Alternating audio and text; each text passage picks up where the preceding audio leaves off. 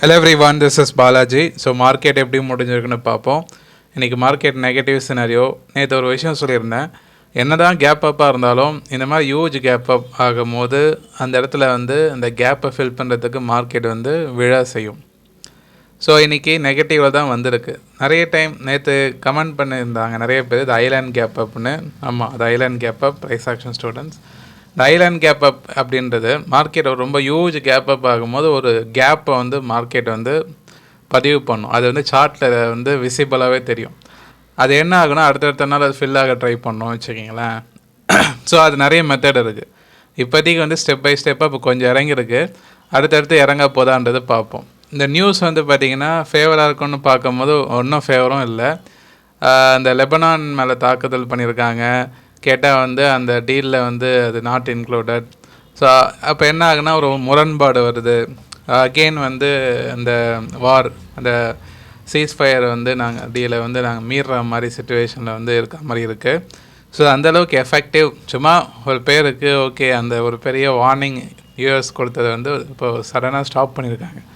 அது ஒன்று தான் பாசிட்டிவே தவிர, இந்த வார் வந்து திருப்பி ஆரம்பிக்கலாம், எப்போனாலும் வந்து ஸ்டார்ட் பண்ணலாம், ரெடியாக இருங்க அப்படின்னு ரெண்டு தரப்புலையும் இருக்காங்க. ஸோ தாக்குதல் இந்த என்ன சொல்கிறது, அரப் கண்ட்ரிஸ் மேலாம் வந்து நிறைய ட்ரோன் தாக்குதல்லாம் பண்ணியிருக்காங்க. ஸோ அன்சர்டனிட்டி வந்து நிலவேட்டே தான் இருக்குது. ஒரு முற்றுப்புள்ளி அப்படின்ற மாதிரி வந்து நான் ஆல்ரெடி நேற்றே சொல்லியிருந்தேன், டெம்பரரி ரிலீஃப் தான் அது. ஸோ அது வந்து அடுத்தடுத்த நாள் எப்படி இருக்க போகுதுன்றது வந்து பார்க்கணும். இன்றைக்கி அது ஆரம்பம் நடந்திருக்கு. யூஎஸ் மார்க்கெட் ஓப்பன் ஆகும் போது அவங்க மார்க்கெட்டும் ஒரு ஃப்ளாட் நெகட்டிவில் தான் வந்து இப்போது ட்ரேட் ஆகிட்டுருக்கு. ஸோ இப்போ கிட்டத்தட்ட வந்து பார்த்திங்கன்னா ஒரு 0.3-0.4% தான் நெகட்டிவில் ட்ரேட் ஆகிட்டுருக்கு. அவங்க மார்க்கெட் ஒரு க்ரூஷியல் சிச்சுவேஷன் தான். ஸோ என்ன ஆக போகுது, ஃப்ளாட்டாக இருக்கனால வந்து நம்ம மார்க்கெட் ஓப்பனிங் நாளைக்கு ஃப்ளாட் அப்படின்ற மாதிரி தான் தெரியுது. பட் வந்து கிஃப்ட் நிஃப்டியும் அந்த ரேஞ்சில் தான் ட்ரேட் ஆகிட்டுருக்குன்னு வச்சிங்களேன். எல்லாமே ஃப்ளாட்டாக தான் தெரியுது. ஸோ ஏதாவது ஒரு சிக்னிஃபிகண்ட் செல்லிங் வந்து யூஎஸ் மார்க்கெட்டில் வந்துன்னா அந்த ரிஃப்ளெக்ஷன் வந்து நம்ம நாளைக்கு எதிர்பார்க்கலாம். இப்போதைக்கு வந்து ஸ்டாக் ஸ்பெசிஃபிக்காக நிறைய ஈவந்தோ மார்க்கெட் வந்து இன்றைக்கி செல்லிங்கில் இருந்தாலும் நிறைய ஸ்டாக்ஸ் வந்து இப்போ நல்லா பிரேக் அவுட் ஆகிட்டுருக்கு. கான்சன்ட்ரேட் பண்ணுங்கள். உதாரணத்துக்கு இந்த ஏத்தர் எனர்ஜி, இந்த ஸ்டாக் வந்து ஒரு நல்ல பிரேக் அவுட். இன்றைக்கி கிட்டத்தட்ட வந்து ஒரு 4% மேலே பிரேக் அவுட். இது ஆக்சுவலாக வந்து all time high. So IPO லேட்டஸ்ட்டாக வந்தது, ப்ரீவியஸ் ஹை பிரேக் ஆகி கன்சால்டேஷன் மேலே போயிட்டுருக்கு. கான்சன்ட்ரேட் ஒரு 1 இயரோட ஹையை உடச்சி இப்போ மொமெண்டம் இருக்குது. இந்த ஸ்டாக் லுக்கிங் குட். இந்த ஸ்டாக் நான் வச்சுருக்கேன். ப்ரைஸ் ஆக்ஷன் கிளாஸஸில் லைவில் வாங்குது. அதுக்கப்புறம் PSC, my favourite hero, back to back bullish. ஆக்சுவலாக இது ஒரு நியூஸ் வந்திருக்குன்னு நினைக்கிறேன். என்னென்னா இது மாதிரி டெரிவேட்டிவ்ஸ் அப்ரூவல் இதுக்கு கிடச்சிருக்கு பிஎஸ்சிக்கு. இது ஒரு பெரிய, இதனால் டேர்ன் ஓவர்லாம் அதிகமாகும், ரெவன்யூலாம் அதிகமாகுன்ற மாதிரி. ஸோ இது வந்து புது உச்சத்தில் வந்து இப்போ க்ளோசிங் வச்சுருக்காங்க. ஒன்லி ஹர்டல் என்னென்னா ட்ரேட் பண்ணுறவங்க இந்த ரெசிஸ்டன்ஸை மைண்டில் வச்சுக்கிங்க. இது வந்து க்ளோஸாக இருக்குது. இது வந்து 3350 வந்து இப்போதைக்கு பிஎஸ்சிக்கு ரெசிஸ்டன்ஸ் இருக்குது. இந்த இடத்த கிராஸ் ஆச்சுன்னா ஒரு மொமெண்டம், ஒரு பெரிய மூவ் கிடைக்கும். பட் இப்போதைக்கு இந்த ரெசிஸ்டன்ஸ் ஆக்ட் ஆகும் மைனர் டேர்மில். லாங் டேர்மில் பார்க்கும்போது மந்த்லியில் வீக்லியிலலாம் வந்து நல்ல பிரேக் அவுட் நடந்திருக்கு. ஸோ இந்த ரெசிஸ்டன்ஸ் உடச்சுன்னா அடுத்த லெவல். இப்போதைக்கு வந்து target. So BSE looking good. எம்சிஎக்ஸும் வந்து ஒரு பிரேக் அவுட் பாயிண்டில் இருக்குது. ஸோ இன்னும் ஆல் டைம் ஹை உடைக்கல, பட் வந்து உடைக்கிறதுக்கான ப்ராபர்ட்டி அதிகம். ஸோ பிஎஸ்சியை தொடர்ந்து அந்த பிஆர் இம்பேக்ட், ரிப்பல் எஃபெக்ட்னு சொல்லுவாங்க, அது வந்து இதுலேயே நடக்கிறதுக்கு சான்ஸ் இருக்குது. 2700 பிரேக் அவுட் ஆச்சுன்னா ஒரு மொமெண்டம் வந்து கிடைக்கும். என்எல்சி இந்தியா, அதுக்கப்புறம் ஜிஎம், நிறைய இந்த இண்டால்கோலாம் பார்த்திங்கன்னா ஒரு பிரேக் அவுட் பாயிண்டில் இருக்குது. ஜிஎம்டிசியும் ஆல் டைம் ஹை பார்க்குது. அதெல்லாம் வாட்ச் பண்ணுங்கள். பெரிய லெவலில் செல் ஆகலை. இந்த வார் டென்ஷனில் கூட இந்த டிஃபென்ஸ் ஸ்டாக்ஸ் பெரிய லெவலில் விழலை. Hindalco looking good. So previous high உடைக்க ட்ரை பண்ணிகிட்ருக்கு. All time high 1027.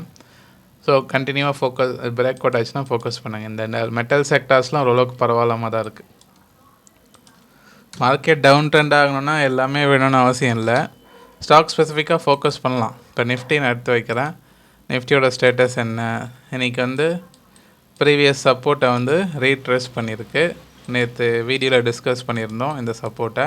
23,775 க்ளோசிங் வச்சுருக்காங்க. இந்த ப்ரீவியஸ் லோ வந்து டெஸ்ட் பண்ணியிருக்கு. ஸோ அடுத்தது இதை உடச்சதுன்னா அடுத்த சப்போர்ட் வந்து 23,400. ஸோ இப்போயே வந்து லோயர் லோ ஃபார்மேஷன் தான்.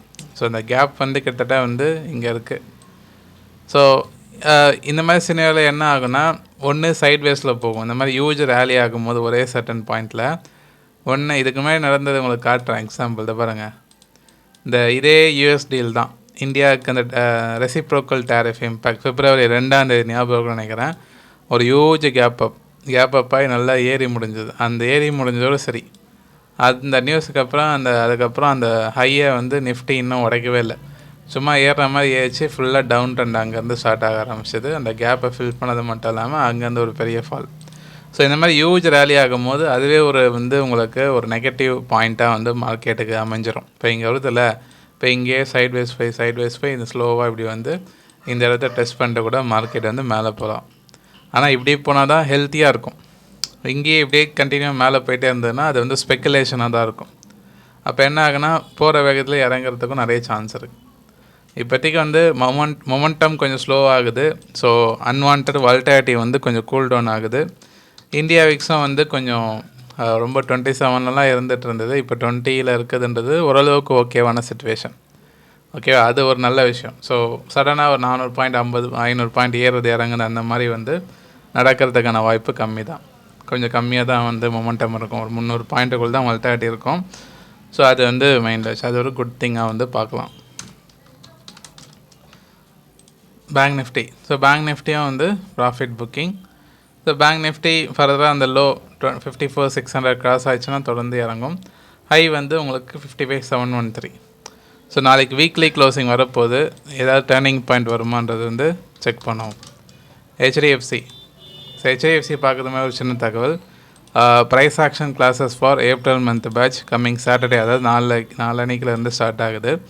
ஸோ ரிஜிஸ்ட்ரேஷன் போயிட்டுருக்கு. லாஸ்ட் மினிட்ல யாராவது ஜாயின் பண்ணலாம். ஆல்ரெடி நாங்கள் எல்லாருக்கும் மெசேஜ் பண்ணவங்க எல்லாருக்குமே வந்து நாங்கள் வந்து ரிப்ளை கொடுத்துட்டோம். கொஞ்சம் குயிக்காக ரெஸ்பாண்ட் பண்ணுங்கள். நாளைக்கு ஈவினிங் இல்லை நாளன்னைக்கு மார்னிங் டெலகிராமில் வந்து உங்களுக்கு ஷார்ட் லிஸ்ட் ரெட் லிஸ்ட் வந்து போஸ்ட் பண்ணுவோம்.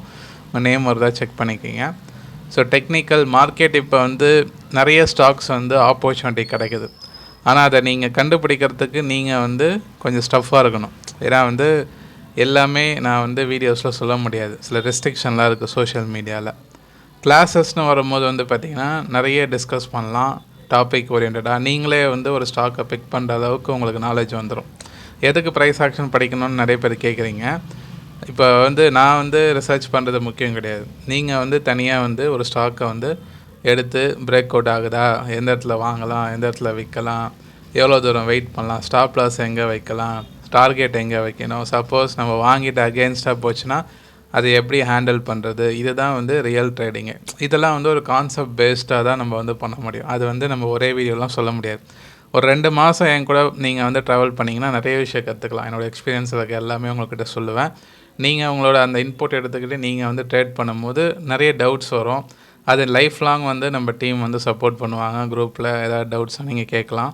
ஸோ நாங்கள் ஹெல்ப் பண்ணுவோம். ஓகே, விருப்ப போகிறவங்க வந்து கற்றுக்குங்க. 2 ஸ்லாட் ஸ்விங் ட்ரேடிங் பண்ணுறவங்களுக்கு ரொம்ப அருமையான விஷயம் ப்ரைஸ் ஆக்ஷன். அதை தான் நாங்கள் மெயினாக ஃபோக்கஸ் பண்ணுவோம். Plus intraday plus short term long term எல்லாருக்குமே வந்து காமனாக தான் இருக்கும் கிளாஸஸ். ஓகே, எதாவது குறைஸ் இருந்தால் வாட்ஸ்அப்பில் கான்டாக்ட் பண்ணுங்கள்.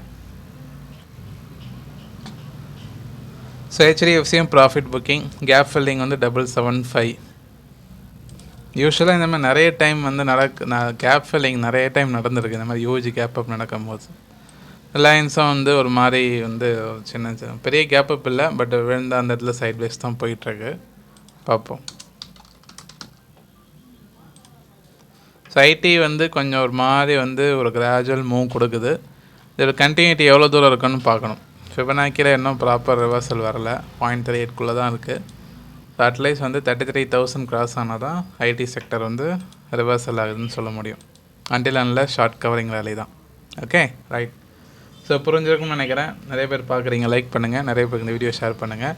நீங்கள் என்ன நினைக்கிறீங்கன்னு கமெண்ட் பண்ணுங்கள். மார்க்கெட் இந்த கேப்பை ஃபில் பண்ண வருமா, இல்லை இங்கேருந்து மேலே போகுமா, இந்த போர் பதட்டம் தணிஞ்சு இதிலேருந்து அப் ட்ரெண்ட் ஆகுமான்றது உங்களோட வியூ சொல்லுங்கள். ஓகே, நிறைய பேர் பார்க்குறீங்க, சப்ஸ்கிரைப் பண்ணுங்கள். ரைட், நன்றி நண்பர்களே.